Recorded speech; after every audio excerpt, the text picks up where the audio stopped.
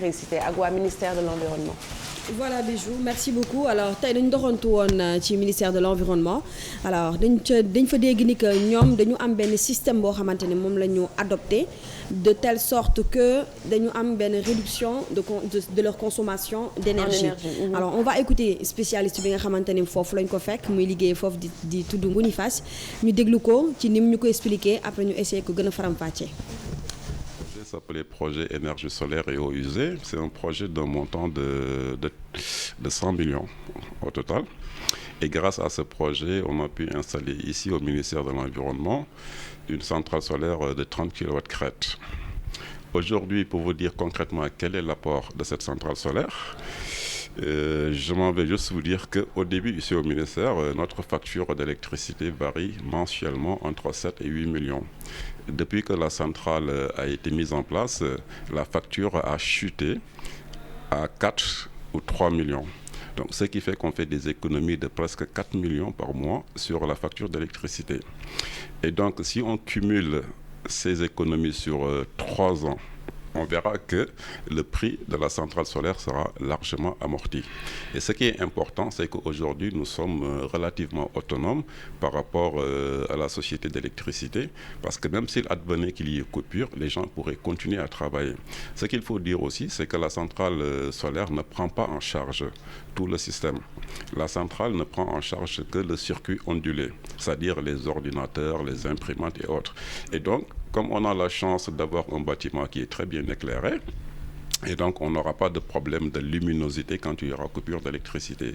Et donc les gens pourront, c'est vrai qu'il fera un peu chaud, mais en ouvrant les fenêtres et autres, les gens pourront arriver à travailler normalement. Donc ça, ce sont les avantages de cette centrale.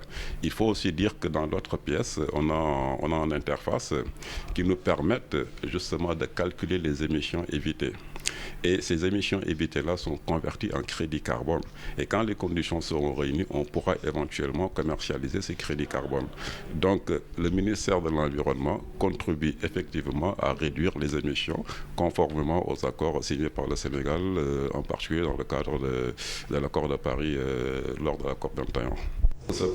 Voilà, donc ministère de l'environnement la ñu demoon pour waxtaan ci naka la ñuy réduire consommation d'énergie bi parce que loolu foog naa ni ci liy gën a yàq planète bi la bokk ñoom ñu nekk ministère de l'environnement bëgg a wan yoon population bi pour ñoom tam ñu wàññi seen consommation d'énergie protéger planète bi.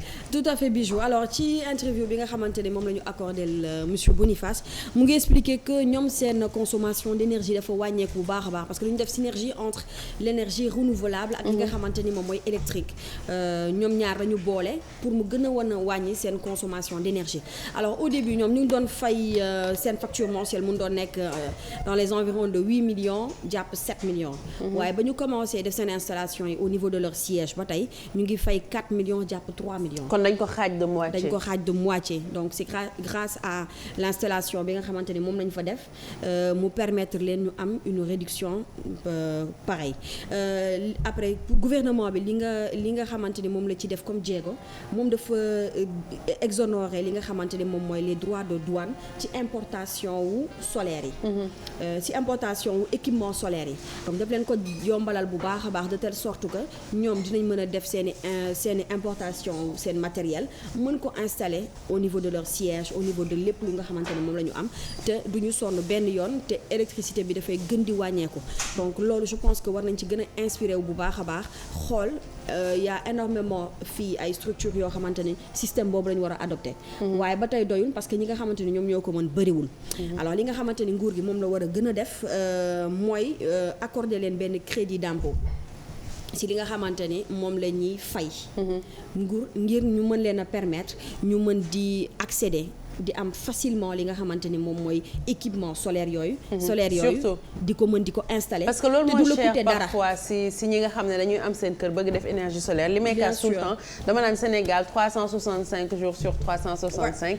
dañuy am naaj ba pare di utiliser énergie yi nga xam ne mooy énergie fossile parfois du doy coupure am te ñun ñëpp war nañ ko mun a installer suñu kër même bu fekkul à 100% moom ngay utiliser nga def comme waa ministère de l'environnement. 50% énergie renouvelable 50% énergie fossile de ce fait sa facture dina wàññeeku mais liy cher mooy installation bi même bu fekkee di nga ko amortir au bout de quelques années. même bu fekkee di nga ko amortir au bout de quelques années comme tu l'as dit mais moi je pense que structure mag yi parce que kër yi sax li ñuy consommer daanaka mettiwul noonu mais am na structure yoo xamante ni ils dépensent énormément d'argent pour ci électricité bi ci courant bi déjà li nga xamante ni moom la ñuy def muy pollution bi da koy gën a yokk da koy gën a développer donc je pense que avec les énergies renouvelables tout est possible dinañ gën a wan a bañ a polluer li nga xamante ni moom mooy environnement bi. Bonjour Kia, tu veux participer?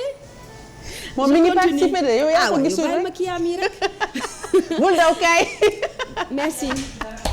alors li nga xamante ni moom la ñu war a def mooy nguur gi accorder leen crédit bu ñu leen accorder leen crédit ci impôt yooyu nga xamante ni moom la ñuy fay daanaka dinañ ko gën a mën a yaatal. et pollution bi dina gën a mën a wàññeeku parce que sonn nañ. ces grandes structures ñu ngi consommer énormément d'énergie énergie yooyu ñuy consommer mu ngi nekk loo xamante ni dafay lor suñu environnement. donc ñoom ministère de la santé comme beaucoup de pays comme la France adopté nañu loi boobu ñoom seen gouvernement taxaw na ci bu baax a baax y a énormément de structures là-bas qui utilisent ce système là. donc nguur gi bu ci gënoon taxaw engagé wu ci énergie renouvelable. def synergie bi suñu planète entre énergie bi bu yàqoo ñun la yàqal.